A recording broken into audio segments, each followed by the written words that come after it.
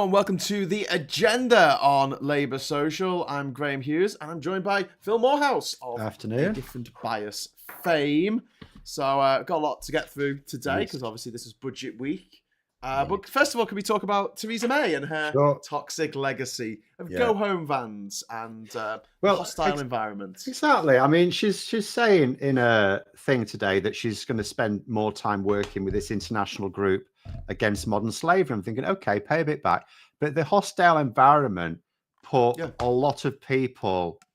a lot of people much more vulnerable to modern slavery in this country. Yes, exactly. And this is something that is like, oh, I'll fix that problem that I helped create. And a lot of the stuff that the Tories have done in the Home Office under her tenure, and then Priti Patel and awful Suella Braverman woman, has been to make people feel uncomfortable living in this country, while at the same time asking people to come and work here, going on about how great it is to work here. But once you are here, it's like you can't bring your family. Yes. Yeah. I know. But her whole legacy, basically, I mean, the way I would describe her, see, people can sort of look at who else we've had, you look at David Cameron, Boris Johnson, Liz Truss, Rishi Sunak, and some people think kindly towards her, but she's basically just the clean end of the turd, really. Is that a Yorkshire expression? No, but that's it. She's just... it's like, she's better than the other ones, but she still caused a lot of damage. Her Brexit red lines. Now it's like, okay, she didn't have a free hand. It wasn't up to, she couldn't decide what Brexit was going to. She was always going to be in the thrall. Whoever was taking charge was going to be in the thrall of their swivel-eyed loons. And we don't know what she had to promise. I mean, she was obviously desperate to stop Boris Johnson leading them. But nonetheless, she still made those decisions. She still made the decisions to impose those red lines, which made it absolutely, for all the people saying, oh, well, Remainers should have compromised. It made compromise impossible. What compromise was there? Exactly. It was literally what they wanted. And now it's gone through. They're saying, the reason why it's not very good is because it's a Remainers Brexit. And I'm like, what? Hey, exactly. I remember those red lines. I remember her activating Article 50 without any safeguards or provisos or amendments for British citizens living in the EU or EU citizens living in the UK. Nothing. There was no roadmap at all. And no roadmap. They just pressed the button to start the countdown. 2 years. And a load of Brexiteers did say, I think even Nigel Farage may be one of them, just said, of course we shouldn't initiate the process without a plan, without knowing what we wanted to do here. And so it was and that was down, even though, I mean, because what she was really doing is she was just trying to save her party. She didn't care about the country. I mean, she was a little bit more selfless than some, because she was at least considering others, even if it's just those in her party. But she was just trying to stop the party splitting, which is why it was utterly impossible for anyone else to come to it. She wasn't going to get cross-party support, because if she'd have even attempted to get Labour to agree something with her and had the numbers to push it through, that would have split her party, which is what she was actively working to avoid. Michael's saying in the chat, I disagree with her, but she had morals, shitty morals, but morals. But I've got one word for you, Michael. Windrush. That was under her watch. The Home Office lost how many thousand people's data was lost, and people left the country to go on holiday who had lived here since the 1950s, and they weren't allowed back in the country. They weren't allowed back to their own house, to their own family. They were told they had to stay where they were, and they were like, well, but I've always been British. I don't live here. And like, oh no, we've decided now. That hostile environment, and it's why, and also I feel like the Brexit Article 50 activation, which I think is one of the most damning things that was done. So sorry, someone just say in the comments, Keir made his MPs vote for triggering Article 50, if I remember correctly. You absolutely do not remember correctly. Keir? Exactly. Keir? What? Was he leader of Labour at the time, at the end of February 2017? He wasn't even in the shadow cabinet. He was not even in the shadow cabinet. Wowzers, trousers. Okay. I think you meant the other guy. I think you did mean the other guy. The nameless one. Don't get a load of grief. But doing that, and when I think about Tories, I think about the damage they've done. I think about Boris Johnson, Theresa May, Dominic Cummings. They all come from the same background of fake it till you break it. That is it. That is the Tory mantra. They haven't got a clue. They haven't got a plan. They don't know how they're going to do anything. They're just going to fake it and hope that everything's going to be all right. But they don't make it. They break it every time, because the Tories do not know how to create anything. They only know how to destroy. Yeah, they're like the shadows from Babylon 5. And the thing is, I mean, the only reason people will today think a little bit more fondly of May is she came from those sort of Tories who, like you described, don't know how to make anything, just break it. Whereas what we've got now is the ones who deliberately break it. They're not doing it because their politics is fundamentally flawed. They're doing it deliberately. They're smashing the piggy bank to see what they can get out of it. Yeah, yeah. But Andy says a truly thoughtless woman. She is a. I don't think that history should treat her kindly. I think she was a very malevolent presence in the Home Office, and as Prime Minister, she had options. Now, I didn't want to Brexit at all, right? I feel like my birthright's been taken from me. I am pissed that I can't use my passport to go and live and work in other countries now, whereas rich people can because they can afford the visas. And that pisses me off, right? However, having said that, had this been a Remainers Brexit, and had we stayed in the single market and the customs union, which was promised to us by even headbangers like Daniel Hannan, who said, well, the single market, certainly. Nobody's talking about leaving the single market. I mean, we're not going to do that. I mean, that would be insane. Yeah, we left the single market because of her red lines. Because she said she wants to end freedom of movement for people who, unlike her, weren't minted. She's married to the guy who owns Group 4 Security. She lives in a mansion, sleeps in a 4-poster bed, made of ice, probably. And yeah, it just really pisses me off, Phil, because once again, it's as I often say, one rule for them and one rule for the rest of us. But it's not. It's like one life for them and one life for the rest of us. We don't get to live that life anymore. And they were pissed that people like you and me could entertain the notion of retiring, in the Riviera. The problem with politics, and I don't suppose there is a system that can change this fundamentally, is it's a system whereby there are no consequences for failure in politics. Yes. Other than other people deciding you should be removed. But there are no, you're not gonna find yourself then unable to pay the bills. I mean, normal people, if we fail, all of a sudden we've got no money. So there's serious consequences for failing at life. Well, I have plenty of times, and I've suffered for it. But you have to learn. You're forced to learn, and you're forced to think to yourself, is this the right decision? Because if you don't, you risk poverty, which they don't. And that's something about life. When I say they have a different life to us, like I live in a perpetual state of kind of like not fear as such, but kind of like elevated levels of anxiety that I'm going to make a mistake, because I know, Phil, that if I make a single mistake, it's going to cost me a lot of money. We have a problem in the house here in Durham. I try and fix it. If I mess that up, Phil, we can't afford to get someone in to fix it for us. Do you know what I mean? So I'm driving in the car. I am acutely aware that I can't afford to crash. I can't afford to have someone else crash into me. But also, I'm always at this heightened state of anxiety about driving in a bus lane or stopping in an unfamiliar junction that I'm not supposed to stop in, click camera, or put my car into a car park at the station. And it's like, oh, this is automatic number plate recognition. And you go, okay, and you go to the machine's not working. And you go, well, I'm not going to park here then, because I can't risk getting that £80 fine through the post because I can't afford to pay it. And they will never know what it's like to have that level of anxiety. And I know that it's International Women's Day today, and we're going to make a big thing of this in the Labour Social later tonight.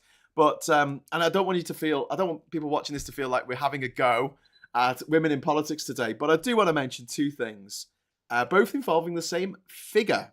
And the figure is £15,000 of taxpayers' money. Do you know who I'm referring to? Yes. Which two? Well, Michelle Donnellan straight away. Yeah. So this is a woman who slandered, libelled a couple of academics, said that they supported the murderers and rapists in Hamas. Yeah.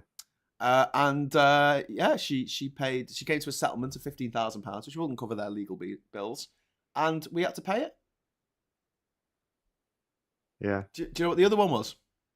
Not sure now. It's come out that Liz Truss, when she was the Prime Minister, or maybe it was before she was Prime Minister, I think this was when she was still trade envoy, she was jetting around the world getting terrible trade deals. She flew in a private jet to Australia, and she managed to rack up, in a private jet, so it's not like a jet plane full of people who all need feeding. In a private jet, she managed to rack up a bill of £15,000. She did, yeah, on food and drink. She did a lot of that when she was pretending that she was backing Boris Johnson, but really trying to drum support. She was taking Tory MPs out to like some of the poshest restaurants in London. I don't know who was paying it. Yeah, it wasn't her. Yeah. So, she has form on enjoying the good life. Yeah, which is why she needs her grift. It's why the video I'm just penning at the moment is covering how tactical voting can actually get rid of quite a few, including Liz Truss. Wow. Because it is very doable. I've got data to back crossed, it up. Man. Fingers crossed. She can be removed. I tell you what's slightly awkward in her constituency. Yeah. And that's the independents that are aiming to go after her. I don't know whether that would be helpful or harmful. But they're removable. Yeah. People like Liz Truss are removable. At which point her meal ticket comes into bother because, I mean, she is an idiot. It's not like she's someone like Steve Bannon, who's actually quite clever and even if not in Parliament can be of use to this sort of international far-right lunatic fringe.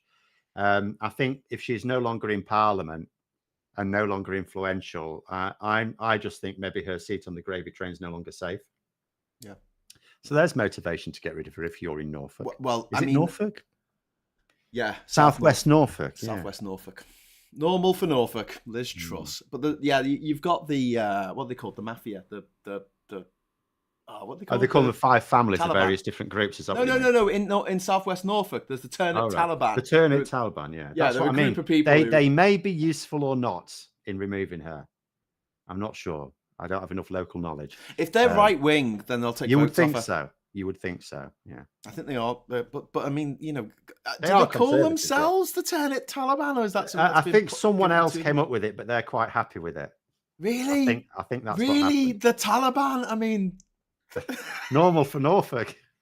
That is not it's like the Norfolk Nazis or something. It's like you don't want to be associated with these people, do you? Well, apparently they do. Apparently they do. Okay, so yeah, I don't want to. Apparently, allegedly, I don't have local knowledge. Maybe I've just read a report that wasn't quite accurate. But as I understand it, I don't think they came up with the term, but I don't think they mind it. Yeah. Katie's saying, absolutely, Graham. A lot of the population barely have £100 in savings, if that. And you're right, I've got no savings. I'm in debt. I owe loads on my credit cards. And it's just been trying to get through the pandemic, working for myself. It's been difficult. It's been really, really difficult. So I'm not going to lie. I didn't think that our country would be in this position in 2024. Where, back when the heyday of the last Labour government, I thought things were just going to continue to get better. What a fool I was. Anyway, Eurosh, thank you very much for the €20, even better, €20 super chat there. I like euros on this show.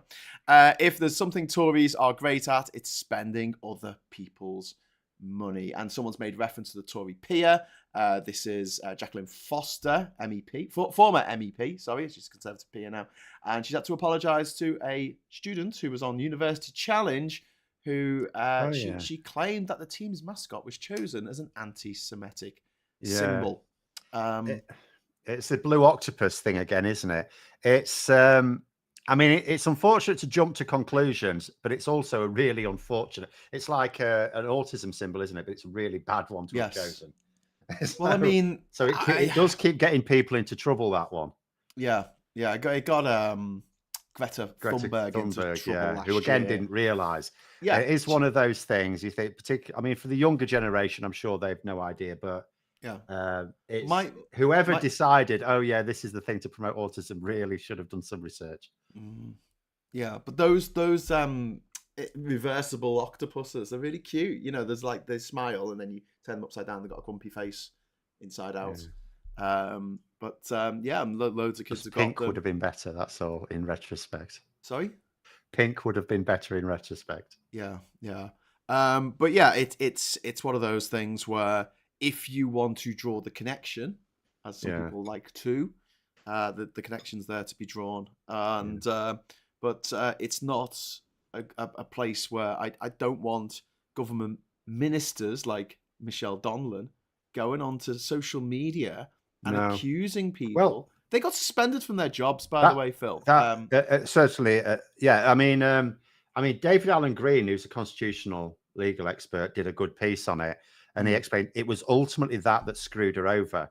The fact that she went public with it.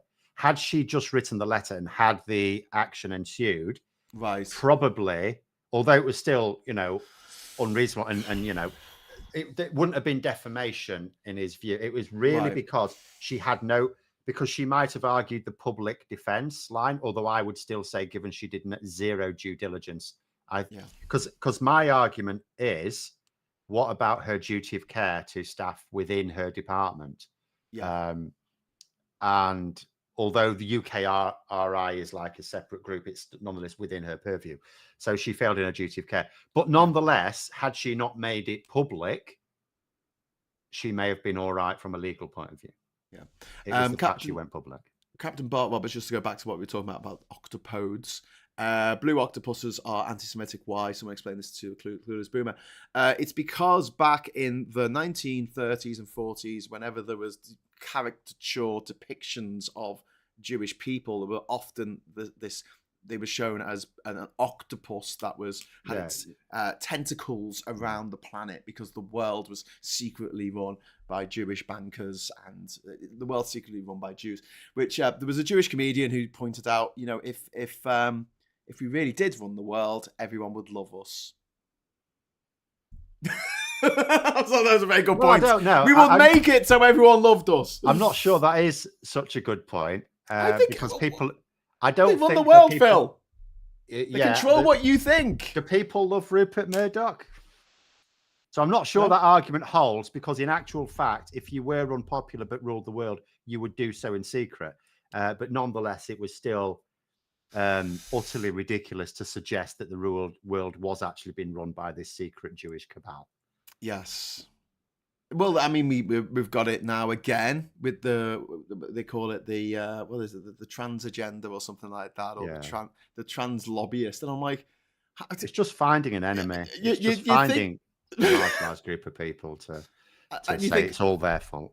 If trans people really did run the world, I think it would look a bit different. I have this inkling that it wouldn't quite look the way it does at the moment. We might not be hurtling towards climate catastrophe and climate collapse in the next few years. Anyway, so people pay attention to old Rupert, says Yoni K. But then again, I mean, we talk about Murdoch himself not being popular, but, Fox is popular in America, the Sun newspaper. Yeah, because he makes sure he employs people who know how to appeal to people, but he personally doesn't. Musk doesn't personally appeal to people. Bezos doesn't personally appeal to people. Yeah, but they have very good PR departments who will make sure that their business interests are popular. Yeah, there's no problem at all with a blue badger, though. Blue Badger 88. Do not worry. Everyone's cool with blue badgers. Largest carnivore, aren't they? In the UK? I love badgers. Badgers are going to be a feature on my channel at some point this year. Wild carnivore. Obviously, dogs are bigger. Some dogs are bigger, anyway. Good old badgers. Right. So, super chat. Our dogs would lose badly to a badger. Especially your honey badger. Questionable absanity. Thank you very much. Shinto temples on Japanese maps are fun to find. Okay. Random. I like it. I like random. And One Angry Pagan, £5 super chat. Given this is supposed to be a democracy, do leftists bitching at Labour for not being radical enough do not understand it? I know first past the post doesn't help after either. Yeah, you're right. I mean, so Phil, I went on Twitter yesterday. I don't normally do that, and I tweeted about how I was sick of people saying that Labour and the Tories are just the same. And oh my god, like normally I don't have much of a following on Twitter, so I just get like 2 comments if that. Usually calling me bald, or what's the other thing that they say, something Keith bald, something like that. In this one, like honestly, 600 odd bloody comments on it from replies from people, Really? and it's because Tansky retweeted it. So I'm grateful for Tansky for retweeting it, because obviously it raises the profile of this channel, maybe, I don't know. But yeah, there was a lot of people there who were like, I'm living in a swamp and I don't see the difference between Tories and Labour. Someone wrote to me, I've got a long-term chronic health condition and I'm terrified of Labour getting in. And I'm like, do people have very short memories? Were these people born yesterday? Do they not remember the days in 2010 where hardly anyone waited more than 16 weeks for an operation? I mean, where you could go into A&E. Precisely, that is exactly and get seen to. You where ambulances took 5 minutes to get to you instead of 5 freaking hours. Like, you didn't. There was no such thing as an NHS winter crisis. Yes. Back in 2010, didn't exist. But you know, I live in a swamp and I've got a chronic health condition and I'm not looking forward to Labour getting in because they're just as bad as the Tories. And I'm just like, and then he started going off on one about Gaza. So I mean, if you're playing bingo, if you're playing like Trotsky, I've got to be careful how I say this, Trotsky tanky bingo, you'll come up trumps. And what's this? I think it's something about honey badgers in the chat. I don't know. So, should we talk about the budget? Sure. Yeah. Oh, first of all, Paul, thank you very much. Threads isn't perfect, but it's not shitter. I choose to pronounce the X as an SH sound, like they do, I think, in Mexico. Is that an SH in Mexico? So, yeah, thank you very much for the super chat there. Threads isn't perfect, but it's not shitter. Yes, it's not. Well, it's not perfect because it's run by Zuckerberg. And the other day, if anyone was trying to get online, Facebook went down, and as a result of that, Instagram went down and Threads went down all at the same time, because that's what happens when you put all your eggs in one basket. So yes, no one could send offensive Instagram to someone. Anyway, Phil, sorry, we're going to talk about the budget now. 2 things. First of all, newspapers today saying there's no extra money for the military. There's a £29 billion shortfall. Yeah. And also this really ridiculous comment. We'll come to that in a moment. But first of all, let's just talk about this thing that was said, not just offhand in a, on the street interview, on a doorstep or something, or a surprise question on Question Time. This was actually part of the Chancellor of the Exchequer's official budget speech for the next year of spending and things.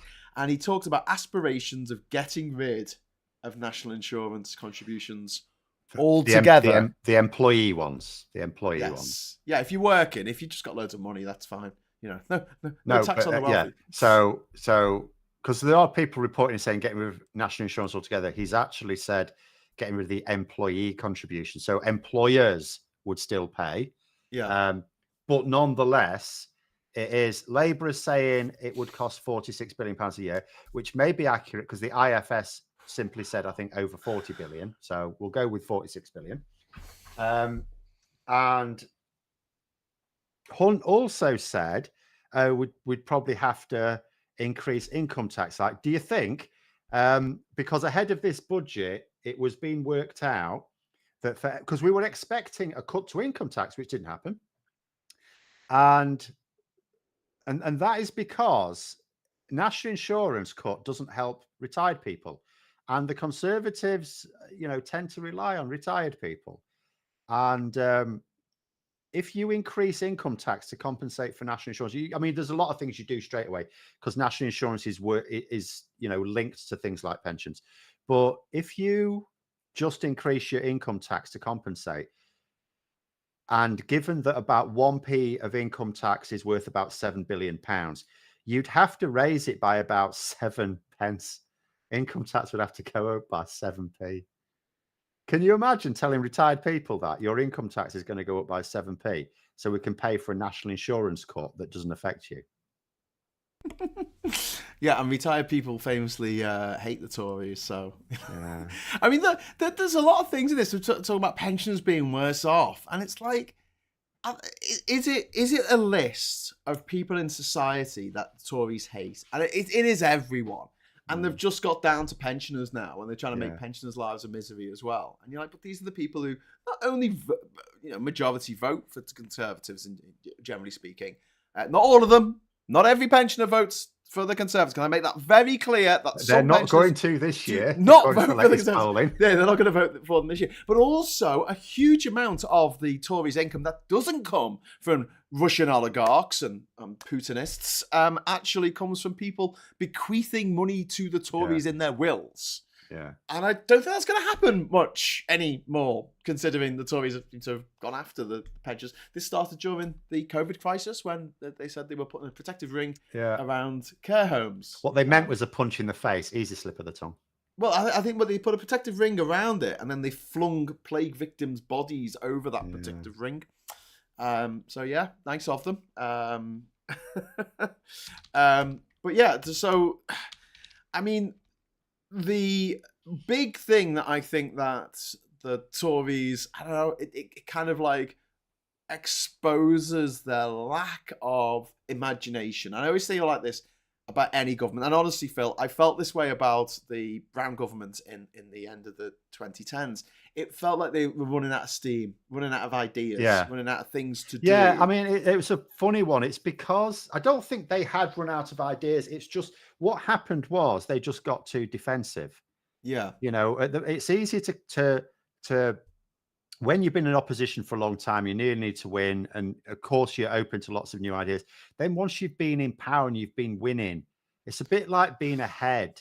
It's a bit like the 1995 Rugby World Cup, where South Africa famously beat New Zealand. They got themselves a small lead and then basically parks the bus. Yeah. And it's sort of like that sort of thinking. And it's self-defeating. Well, this is why I constantly show that you've got, and they would have had lots of ideas. There were lots of things they could still do, but it's transport. Oh no, we need to protect what we. Yeah, well, yeah. Transport could have been a big factor in the 2010 election. Unfortunately, I like Gordon Brown. I thought he was a great chancellor. I thought he was a terrible prime minister because he wasn't personable. And yes, it's not a personality contest, etc. But it is now. Yeah, you said I was going to go, but it is though. It's not meant to be, but it kind of is. And people looked at Gordon Brown, and he just didn't make people go, "Oh, yay! This is going to be good." If he turned up to give a speech, it would be long and serious. It wouldn't be peppered with quite funny little anecdotes or jokes or things like that. I mean, if you had the choice, and you had a lot of people coming to an expensive dinner, and you had the choice between Boris Johnson, heaven forfend, and Gordon Brown, you're probably plumb for Boris Johnson just because he'll tell a couple of jokes and at least get the. It might be a little bit racist. You better not record yourself being at the meeting, but yeah, that's true. He might be a little bit.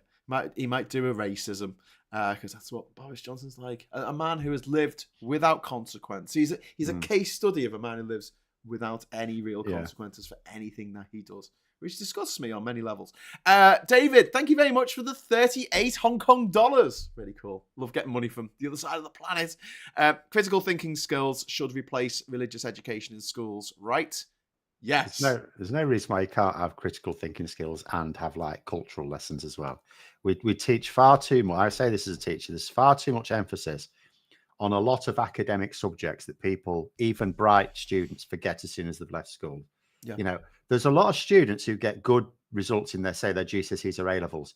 If you were to give them the same exam on the GCSE results A-level day, would not get the same score. Yeah. So what's the point? It's like, mostly I have a beef about the GCSEs. At a certain point, they're either going to have a leaning towards humanities or science. Just let them do that and teach them. And you don't need to spend ages, like an extra hour in the school week, just teaching them things that everyone is going to need in life. Yeah, you're right. But yeah, I mean, but yeah, going back to Gordon Brown and running out of ideas. So the Tories have so run out of ideas that the big thing was a 2p cut to national insurance, which for most people on low incomes, that's not even going to touch the sides. This was a budget that very much favoured people who are reasonably well off or very well off. But the other thing, because he cut capital gains tax as well. Yes. Which is a bastard thing to do because the only people who pay capital gains tax are the rich. Like no one living in a council estate in North Liverpool is going to pay capital gains tax on anything. But yeah, this one, we're going to get rid of non-dom status. Well, they've not really got rid of it. They just delay it for a bit. But like, this was a Labour idea that they just took on. But it's the fact that we've got all this footage of Jeremy Hunt and others from the Tory party saying we can't get rid of the non-dom tax status because we can't afford it. Or that these people will leave the country. Oh, they'll leave the country. They spend all this money. They occasionally chuck a penny into your begging pot and they'll leave the country. Then what will you do with your empty begging pot? And it's like, so now they're doing it. Yeah.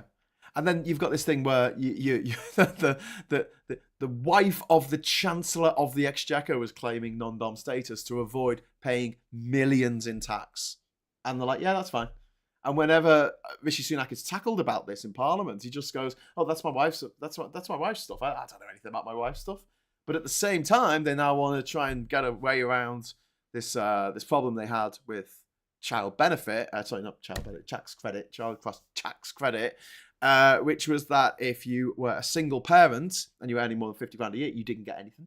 But if you were two parents living together and both of you were earning $49,000 a year, you could get the full amount. Well, you get some anyway. Yeah. Did you get the full amount on that? Actually, no, you would get the full amount on that. Yeah. So the idea is now they're going to say, oh, it's up to 60,000 and they're going to muck around with it a little bit, but they want to look into taxing households rather than they say individuals.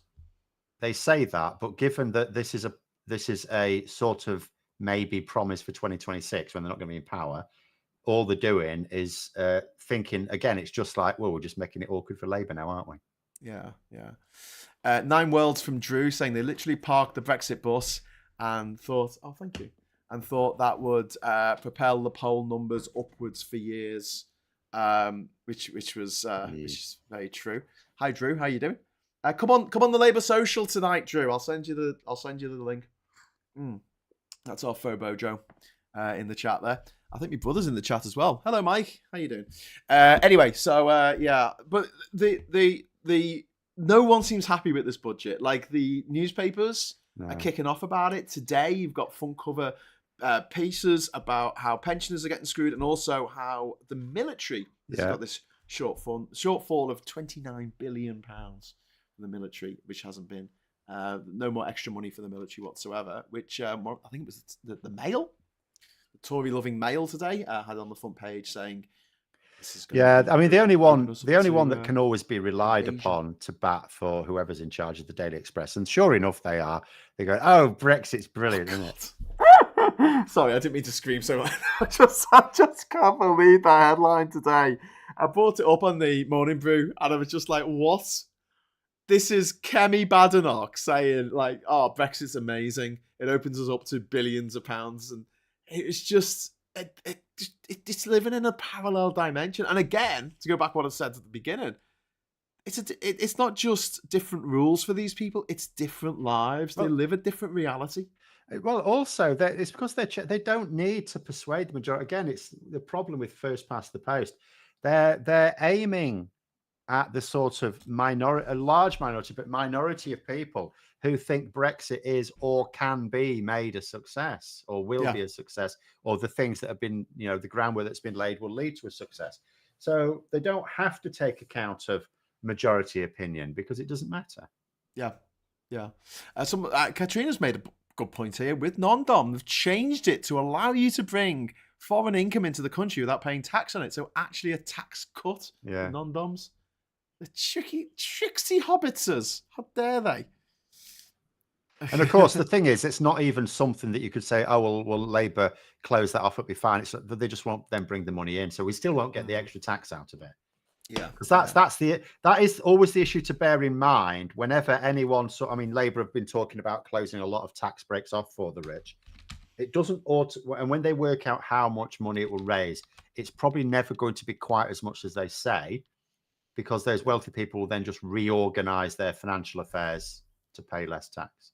Yeah, they will always throw their money wherever it's going to be taxed the least. Yeah. Yeah. So it's the same with the wealth tax. It will never generate. I mean, it's not a reason not to do it, but it'll never generate as much as the proponents say it will, because wealthy people at the moment can just declare their tax. They'll just hide it. Yeah, but you can't hide bricks and mortar, and that's but that's not where most of their wealth is. Well, I mean, they're selling property in London for £45 million. Yeah, some people, but for an awful lot of them, it's not. They're just moving. No, but what I'm saying is like stuff like capital gains. Capital gains. You know, they have to advertise how much this thing is going for to sell it, and so the tax person but that's. I mean, we already have capital gains, so you just need to raise the rate back up. Yes, ideally, to pretty much what you 100%. Well, I would certainly at least say to the point where there is never you never sat down with your accountant going, should we declare this as capital gains or income? You know, it should make no difference. Yeah. Gary in the chat saying, I wish Simon would say, I've changed my mind. We're going to rejoin the EU ASAP. Yeah, but we can't. I actually think he does want to, and there's unpopular opinion, I think he does want to rejoin the EU as soon as possible. But the reality is, the political reality, the reality on the ground is, we can't rejoin for a while at least. There's two things that's got to come together. Obviously, British opinion has to be overwhelming, because I don't want the rest of my life being spent, you know, dancing in and out of the EU. The EU's not going to want that. I think the EU are going to say, if you want to come back, you've got to have 66% of the population. They are certainly going to want it to be politically settled. Yes. Which you'll tell when people point at polls. Oh yeah, but most people want to rejoin. No, you'll know when that critical mass is reached, because the Tories will have to address it. As soon as the Tories are talking about, oh well, maybe we made a bit of a mistake, that is the point at which it becomes politically feasible. But there were a lot of Tories on like the anti-Brexit marches. There were Tories, lifelong Tories, who were very, very, very pissed off about Brexit and what it meant for them and their families. But the tribal nature of politics is that even though the vast majority of even Tory MPs did not think it was a good idea, even Eurosceptic ones, there were ones who don't like the EU, but understood that because it's not going to collapse next Tuesday, like it says in the Express. And, is that what it says? Is that on the front cover? No, but they say it every day. They've been saying they do say it a lot. Next Tuesday, I can see the cracks already. There's a website. There's a website that some mad ginger bastard from Liverpool set up called HasTheEUCollapsedYet.com. And you can go and check on there to see if the EU has collapsed or not. It gets updated every day. Questionable Absanity. Thank you very much for the super chat. Going off a completely different tangent here, talking about low traffic neighborhoods. LTN supporters be like, get on your bike, and LTN haters be like, suck my tailpipe. I want more low traffic neighborhoods. I want them to not just save lives, but improve lives. I am sick and tired of living, it's talking about living in a state of permanent anxiety. So when I'm a motorist, I'm in a state of permanent anxiety that I'm going at the right speed limit, because it changes between where I live in Sunderland. There's 70 speed limit changes on the roads, from 20 to 30 to 60 and then back to 30 and then which is insane. But when I'm a pedestrian, I am always alert, like a car might hit me at any time. Because living in the countryside, people go fanging around these blind turns at like 60 miles an hour. You can never relax. You can never just have a nice walk anywhere that cars exist. You can go on a footpath, that's fine. But if you want to walk somewhere that's lit at night, then you've got to have this perpetual state of anxiety that someone might fly off the road into you because they're driving like a bloody maniac. So yeah. I would like to do that. I'm seriously giving consideration to writing a treatise called The Sovereign Pedestrian about, pedestrian rights, and making that a big thing, and trying to link it in with the whole libertarian bullshit and saying this is my right to not live in a constant state of anxiety about being hit by a chunk of metal, 2-ton chunk of metal that's flying around the corner at 50 miles an hour. Captain Bart Roberts, a written constitution would be nice. You're not a big thank you for the super chat. You're not a big fan of a written constitution, are you? Because you look at America and go, there's all sorts of things. They've all got problems. You've got, first of all, it's written by the people who are in power at that time, and secondly, I mean, Dominic Raab would have loved to. He absolutely wanted to. I don't want him writing it. And the second problem is then it will work. Let's assume your politics is in a good place at the time that it's being written, and it'll all be fine. It'll be dandy. And then 100 years later, all of a sudden, it'll drop you in the shit because it'll no longer be fit for purpose. But everyone will go, "Oh, it's the Constitution. You can't muck about with the Constitution." I'd much rather a flexible. It is written down. It's just not written down in one place. But I'm fine with that. Do you not think though there needs to be flexibility? It allowed Boris Johnson to be kicked out of Parliament. Couldn't have had that with a codified constitution. But at the same time, like, it allows people like Boris Johnson to get away with absolute murder. I mean, he got away with it all. A written codified constitution could still do the same. Depends what's in it. You're imagining the sort of things that might be in it, might not be in it. Depends who writes it. Well, yeah, Trump's not going to be in any trouble anytime soon. Gary Arnold, £2 super chat. Thank you. Thanks for keeping me so well informed. Thank you for indulging us. And Steve says, as a cyclist, you always assume that the driver hasn't seen you. Yeah. So riding the bike on the road, not in a cycle lane, and you're in a constant state of anxiety. Not good. Michael, thank you very much. Michael Warner there for the £2 super chat. Thank you. Deputy Speaker seems to ignore divisions a lot at the moment. Well, there was this funny moment where they were about to do the response to the budget speech, the response by Keir Starmer, and they had to stop because normally it gets sort of waved through. It's like, do you want to vote on this? And a bunch of people said that they didn't want to vote. They wanted to vote for it. Yeah. So she said, I'll give you another chance. Okay, are you sure you all want to leave the room and go through the division lobbies and do all this bullshit? And they were like, yes. And there were about 60 people who voted against waving it through, and I'm assuming that was a Scottish SNP. It was the SNP who called for the division, which is fine. I mean, at the end of the day, that's how Parliament works. I don't really see the issue. It's 15 minutes at the end of the day. It would have given people a welcome chance to get off those. They don't look very comfortable, those benches in the House of Commons, to be honest. Well, it's not enough of them. There's not enough of them now. Yeah, but they also don't look particularly comfortable, even if they were. A room that's built for 300 people that somehow houses 650. Yeah. Great, good job, everyone. More than that, because you've got to have room for a few clerks. Yeah. Good point. And then Jason in the chat saying May was the worst Home Secretary and then PM this country had until Boris and Cruella came along. Absolutely abysmal. Jason, someone was talking about it being like a babushka doll, like a Russian doll. Every time you open it, there's some more shit inside it. Oh, yeah. It's been this is really the dregs, the backwash, as it's been said. Well, I mean, we will have to see. I mean, they can still go worse. Still, they can produce someone who's even worse. Yeah, there's still a few queued up. Yeah. I mean, GB News is banging on today. Oh, Penny Mordaunt's the favourite to replace Sunak. It's like, not if you ask the bookies, and that's because they know full well she's on course to lose her seat.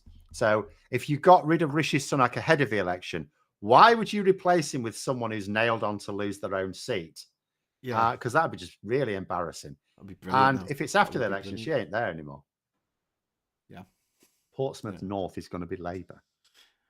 Darren Christian, thank you very much for the £5 super chat. Have you read Gary Stevenson's book? No, I haven't read it. But what do you think about his mission to see wealth and income taxes to be fair? Will this ever be achieved? Yes, if enough people like Gary Stevenson, who have a lot of money, get together and push for it, yes, it will.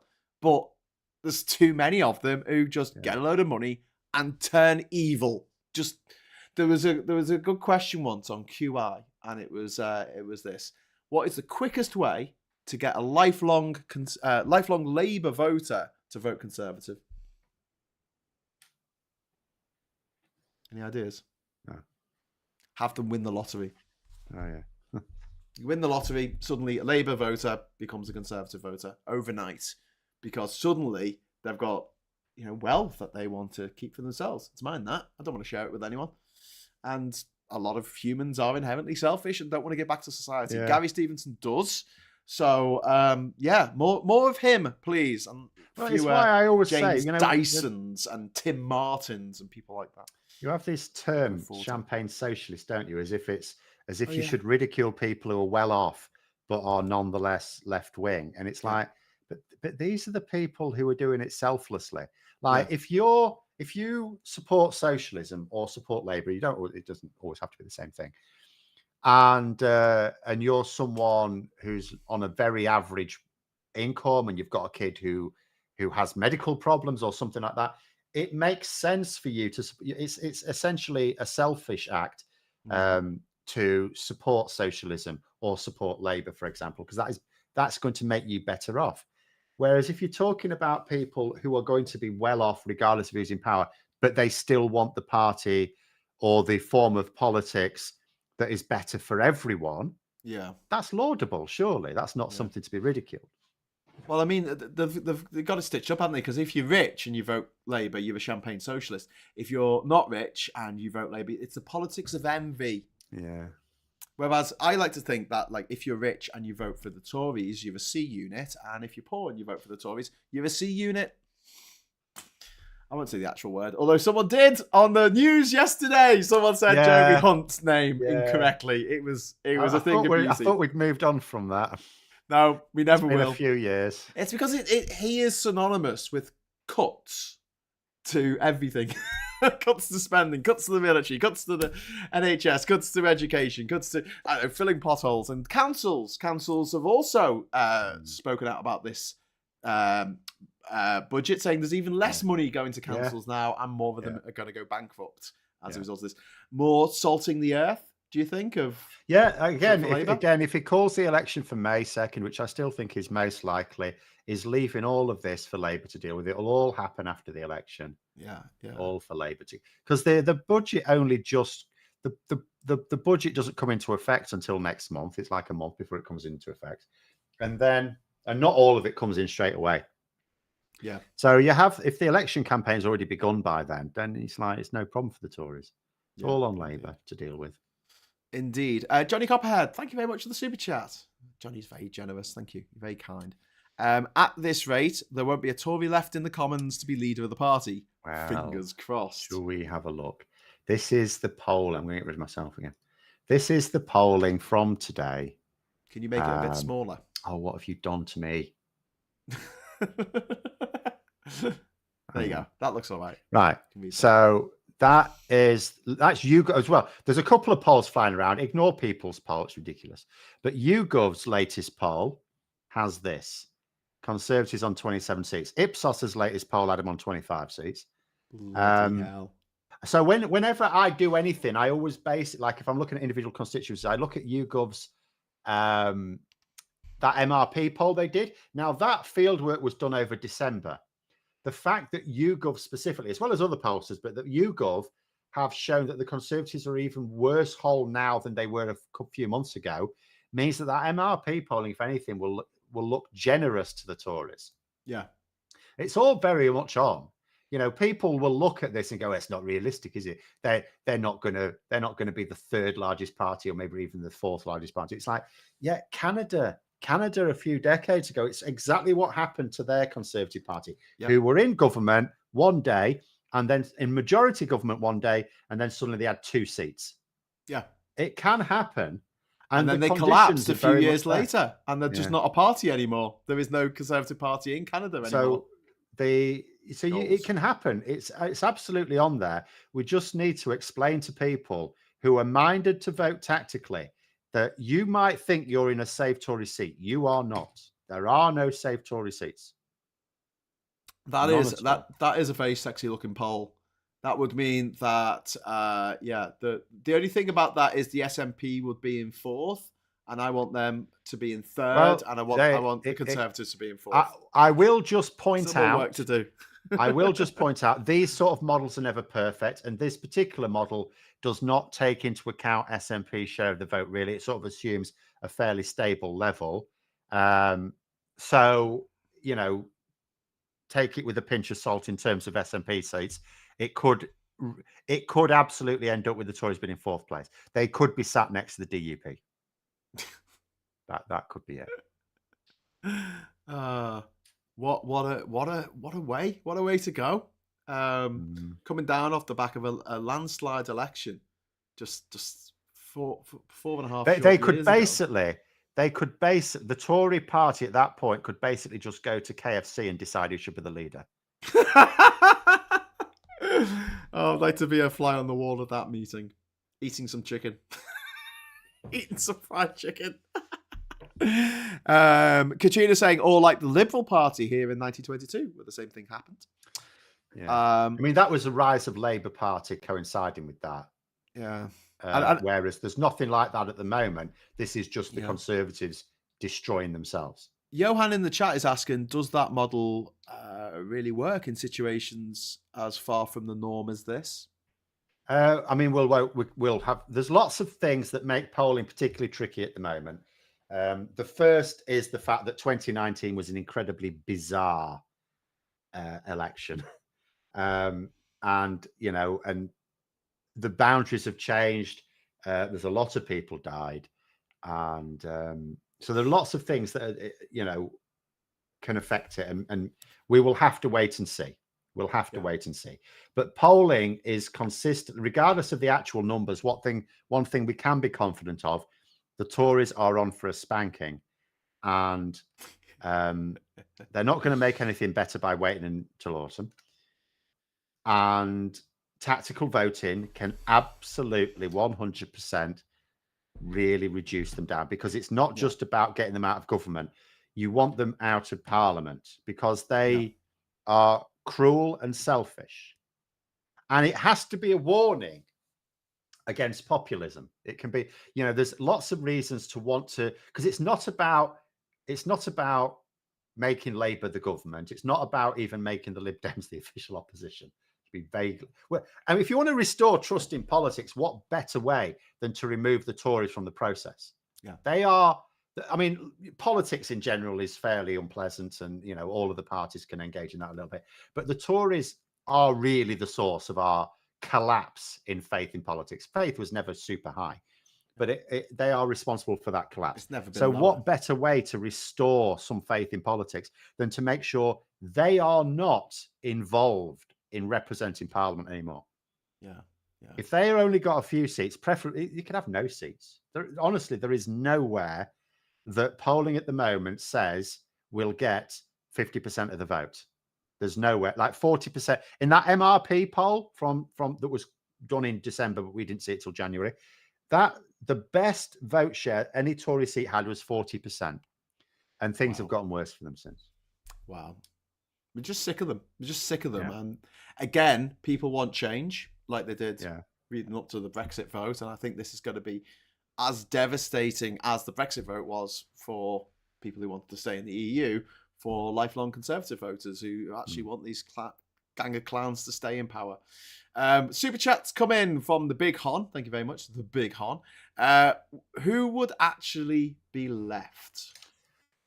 Well, I could have all I've got, and I noticed like someone's just mentioned their local issues. Yeah, an MRP poll cannot take account of local, like unusual local events. It doesn't take account of, for example, like some candidates will be either quite popular or not so popular. Like Theresa May was actually, regardless of everything else, a really committed constituency MP. So it may well be that she would have added a huge premium to the Conservative vote had she still standing. So it may be that actually locally the Conservatives will struggle now that she's stepping down, because there's certainly enough there. But if I look at what on the MRP poll are the safest 27 seats, unfortunately I can't tell you who's MPs of these people unless one stands out. Christchurch, Brentwood and Ongar, Malden, Louth and Horncastle, that's near me, but I don't know who's thinking there. North Dorset, Northwest Essex, South Holland and the Deepings, South Shropshire, Arundel. These all sound very rural to me, by the way. Boston and Skegness also is near me, Castle Point, Fareham and Waterlooville. Now, that, I think, Swella Braverman's, isn't it? Isn't that the one where Swella Braverman is going to be standing? Waterloo. Her seat's changing. Yeah. Waterlooville, yeah. Fareham and Waterlooville, if I can check, because I've done a little spreadsheet on her. And yet, oh, no, it's not. Oh, Swella Braverman. Swella Braverman. Did I say that? Yeah, that's hers. She can still lose. I've worked it out. She can still lose because on that MRP poll, the Conservatives were on 36%. Now, Labour on 23%, and it sounds like, well, that's a fair amount out. But there's like 19% Lib Dem, 8% Green. Now, if even just half of them vote tactically. Yeah. And, well, if even just half of them vote tactically, then actually she's gone. But also, remember, there's two things. First of all, Swella Braverman. I think people like Swella Braverman will unite the anti-Tory vote. People will be more motivated to vote tactically. Yeah. You just have to persuade these people. She's not safe. You might think she is. It's one of the safest seats the Tories have, but they have no safe seats this year. So you can get rid of them. You can absolutely get rid of them. She is in one of the safest seats, and yet she can be removed. Okay, just before we go, what is your percentage now? Please don't use 48-52 for a May election. Do you think it's still the most probable, or do you think? I think it's most probable. That doesn't mean. I do actually think it's a little over 50%, but there are several dates that it could. It's not 52, though, most is likely it? all of them. No, I'm not going to put a percentage on it. I think it's. The I think it's more likely than any other time. So I would put it as over 50%. Okay, but I'm not totally sure because I'm not sure Rishi Sunak has made his mind up yet. I'm not. I think they're still working on the basis. I mean, the comment this week from Rishi Sunak. So Rishi Sunak had in the past said, my working assumption is an election in the second half of the year, which everyone took to mean autumn, but they're forgetting that July is in the second half of the year. Yeah. But now he won't even say that. And you think to yourself, oh, well, he might be putting people off, right? But the Tories don't like, if you could understand it, if there was some strategic benefit in the Tories saying, trying to get people to think there might be a May election, but there isn't, then you could understand they're just lying, right? However, they're desperate for people not to do that. The reason why Labour are saying, oh, yeah, it's definitely May. Oh, definitely May. They don't know that. They don't really know. Just like I don't really know. But by Labour saying that, what happens is when that election isn't called, Labour can say, well, I mean, they were clearly gearing up for May. And now they've backed out. They're running scared of the public. Yeah. Yeah. But see, that's what's going to happen. Everyone knows what's going to happen. So I don't think it's going to be May. Do you know why? One reason, the Indian elections are in May. Yeah. And I think that Rishi Sunak is very much planning on having, at least David Cameron, his poodle, will be going over to India to try and get some kind of memorandum of understanding with his counterpart in India for a future India trade deal. The reason being not to get the deal, not to help the people of Britain, but to improve the price of the shares, the 700 million pounds in shares that Rishi Sunak and his wife own in Infosys. No, it's not going to happen. Modi won't be. If he can't wave it around for his own general election, he's not interested. All the talk is that India are more interested in waiting for Labour. They think they'll get more out of Labour. Because all they want is these visas. Yeah, that's all they want. And the Tory, they know the Tories have got a big problem with that. There's no. If he doesn't get it this month, he's not getting it. Okay. But also, there's various other things to consider as well. Like these local elections, they're going to get properly spanked. Everything's set up against them for it. Not only are they at their most unpopular, remember, Ipsos now have them on 20% of the vote share. And you think, well, that's nothing. Some pollsters have had them on that for a bit. But for Ipsos, they've been running polls since 1978. The Tories have never, that's a long time. The Tories have never been on as low as 20% of the vote. So this is the lowest they've been with, one of the top pollsters. So in a general election, Phil, because in the European elections of 2019, they got 8% of the vote. Yeah, but I mean, That's the things like the Brexit Party and stuff like that. Also, both Labour and the Conservatives were deeply unpopular at that time. The polling, the actual voting intention polls were all over the place. In fact, it was a 4-way race. But anyway, but they will get probably spent. The other thing is, when a lot of the seats that are coming up in the local elections were contested in 2021, because like delayed because of the pandemic, the Conservatives did really well and Labour did really badly. The Conservatives gained lots of seats and councils, and Labour lost lots of them, and it's because of the vaccine bounce. So and the problem is, people don't, when they're judging local election results, they don't just go, oh, you won this many councils, oh, that's not bad, or that's really bad. They do it on gains and losses. It's always gains and losses, which is not a very sensible way to look at it, because if you gained a load in the last one, you're obviously not going to gain a load in this one, and you can still do really well. Do you remember a couple of years ago when people would say, well, that wasn't very good from Labour, they only won 100, they only got like 100 gains. It's like, yeah, they won, but they won over 2/3 of every seat. Yeah, it's just that they did really well in 2018. So the same thing's going to now bite the Conservatives on the arse. They did spectacularly well last time, and Labour did really badly. Now the table's going to, so it's going to be, these local election results are going to be absolutely calamitous. Yeah. And if there are any Tory MPs, like, and a decent number of them, who are genuinely thinking there could come a point where it's worth putting those letters in, that'll be the point where they do it. So the idea that the Tories want to go through these local elections without having called a general election, that seems madness to me. Yeah, yeah. Okay, absolutely. All right. Swayed by debate. Well, we'll be swayed by Rishi Sunak. He decides. I mean, at the end of the day, he is an idiot. You make a good case. I still slightly hold on to my pet theory that he's waiting for some kind of deal with India just to improve his share prices. Or maybe he just wants to wait till he gets a few more deals, government juicy contracts that go to Emphasis. He's already done that. The budget did that. The Emphasis have had another big one in the budget. Yeah, NHS digitalisation. So, I mean, that's my point. Like, he's already done that. There are no more government. The spending, they've announced their spending plans. That's it now. Until the election, there are no more spending plans before the election, no matter when it is. They could hold it in January, and they're still not. I mean, yes, they can hold another budget this autumn if they want, but they're not going to. So this is it. It is the only thing I think that's stopping him from announcing the election today, because this would be the best time for. Well, actually, earlier this week would have been the best time, is because of the Rwanda plan. That's sort of causing a problem. He can't call the election and dissolve Parliament before. I mean, the media are behaving as if this thing's going to become law on the 20th of March. So we can't call the election before then, because then he basically sinks his own bill, which he says is a really important piece of legislation. Aren't the Lords holding it up, though? Aren't the Lords just going to keep holding it up? Maybe, I don't know. The media, who will actually be talking to people, they seem certain that it's going to pass into law on the 20th of March.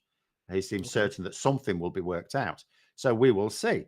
But although there's very little talk about how he gets the planes if it is. But nonetheless, the point is that Rishi Sunak, until it's clear that the Lords are holding it up, he can't call the election, because then that's him sinking his own bill. It is indeed. Right. So he's got to wait. We're going to have to call it an afternoon. Okay. But I'll be back tonight for the Labour Social at 9:00. Will you be around, Phil?